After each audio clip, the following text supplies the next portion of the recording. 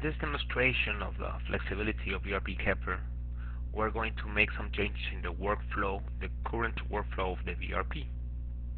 The change that we're going to make is the next. The sales order process inside the ERP right now in eKEPLER is we generate an order, and this order can be directly invoiced. But the workflow inside this company, it's a little different. We don't have a remission, so we're going to eliminate this process, and we're going to create a new process called sales order authorization. And we don't want any invoice to be generated if it hasn't been previously authorized. So first, we're going to eliminate the remission process, and we're going to create a new process in the sales process called sales order authorization, right below the order process. We're going to create a new sales order authorization,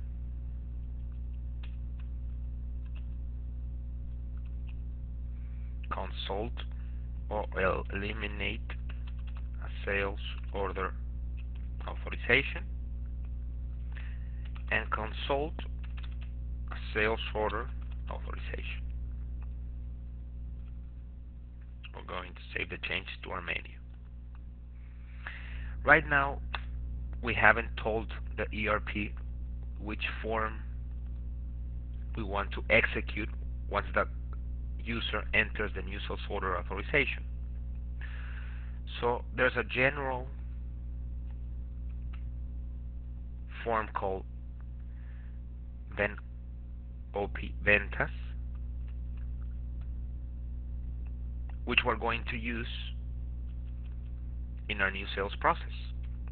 So we're going to tell them to execute the OP Ventas in the new process, the elimination of the process, or to consult one. And we are also going to create a new process, a new document for our process in the sales order authorization.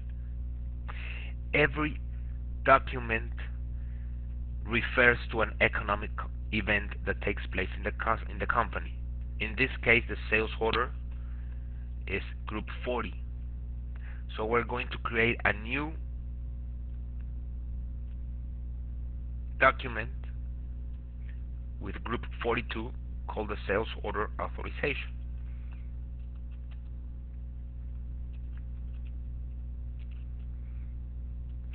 This is going to be the sales order authorization. When we create a new document in eKEPLER, we can tell them which databases or tables are going to be affected: accounting, accounts receivable, payable, or the inventory transaction. We're going to tell if any statistic has to be affected as matter of tax, which is the sales tax or the tax retention in case there is any. And if we generate an accounting journal, where do the debit, which is the debit, credit, tax account, etc. All this configuration can be done by document. In this case, we don't want to generate any accounting journal, accounts receivable, payable, or inventory transaction. We're just establishing a new workflow. So in the sales order authorization, we're going to edit the branch, and we're going to tell the system to go look for a new document, which is group 42, which is then actually the group we just created as the sales order authorization. So we're going to do that in the new, eliminate, and consult.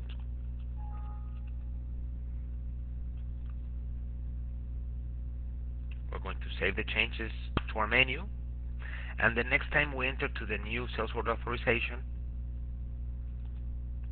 the document that is being referred in this process is the one that we just created, sales order authorization.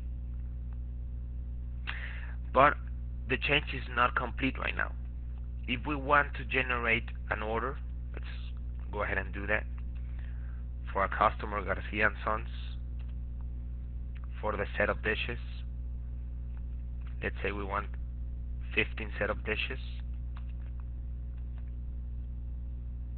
If we wanted to create the direct invoice right now, we will be able to do it. This is the sales order that we just created. And that is possible because we haven't changed the workflow in the ERP. The new workflow is sales order, then the sales order authorization, and we only want to invoice what we have authorized. So let's go to the new sales order authorization and to the XML format. And we're going to make a change in the workflow. So we create new sales order authorization. So we're creating a new sales order authorization, and it's the group 42. And in the direct invoice,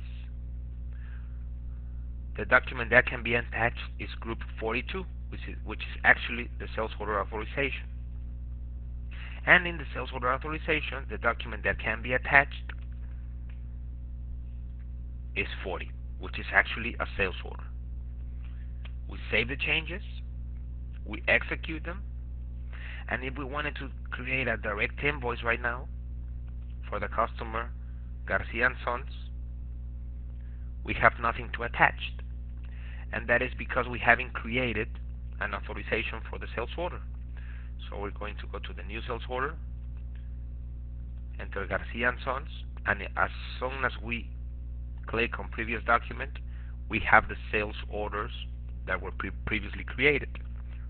Let's suppose we want to authorize this shipment, but not for 15 pieces, just for 10.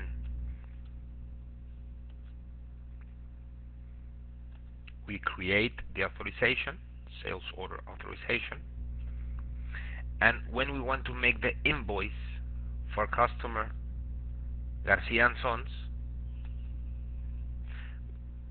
we can now attach a sales order authorization. And as we choose it, we can see that we only can invoice 10 pieces, which were the ones that were authorized in the process. So we can not only create a new workflow, but in this workflow we can create several or different business rules in case we want to authorize a less quantity according to our inventory balance or the customer statement balance or any other information that we have on hand.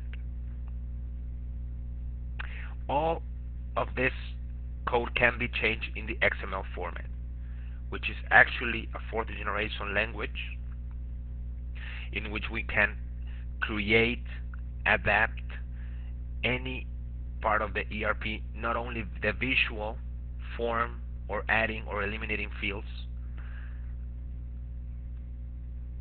but we can also use code, in this case object-oriented programming code, to really get a hold of the flexibility and create entirely new business process in the ERP, and therefore integrating in the ERP your competitive advantage.